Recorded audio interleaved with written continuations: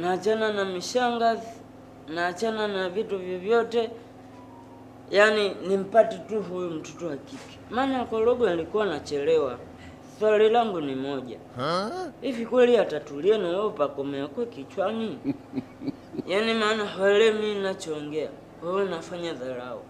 Mimi nakupenda. Wewe mwanamke, Mungu kanijalia dhali, mtoto soft.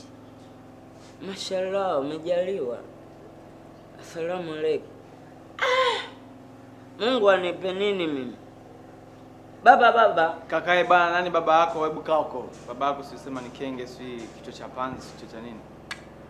Sasa Aziz, eta nasoma baadaye aje kuajiriwa. Unajisumbua. Kwani wewe ni Mungu? Mimi sio Mungu, ila kuna vitu vingine hata binadamu na uwezo wa kuviona. Basi kama sio Mungu imeishe. Na ukiendelea kuchamba umbea, nitakupiga makofi. Unanzoea sasa. Wewe nahisi unijui vizuri. Wewe mimi wanifa. Hebu nikae kimya maana utalia wewe. Sema su. Sema su. Wewe kama unajiamini sema su ya mwisho.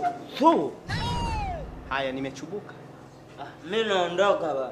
Naondoka. Unasusa. Kumbe muoga unasusa. Naondoka. Rudi, hebu kakae pale, hebu kakae kaka.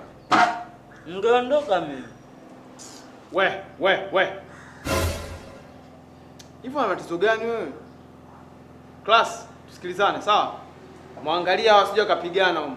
Si unajua wakipigana wa kesi hamna Yaani wote kwa mbili imeisha. Simeelewa? Kwa mbili? Imeisha. Yaani mimi unipe mbili na huyu umpe mbili. Naona mkodole bibi yako. Mimi ningeondoka bwana. Kwani nina cha kupoteza? Sina cha kupoteza. Narudia tena. Wote mnawajua, si ndio? Ndio. Mwalinde wasipigane, wakipigana kesi hamna. Kwa mbili? Imeisha.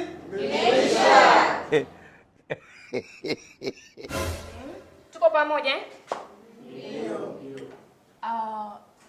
Nani anaelewa maana ya haya maneno? Mary njoo tueleze.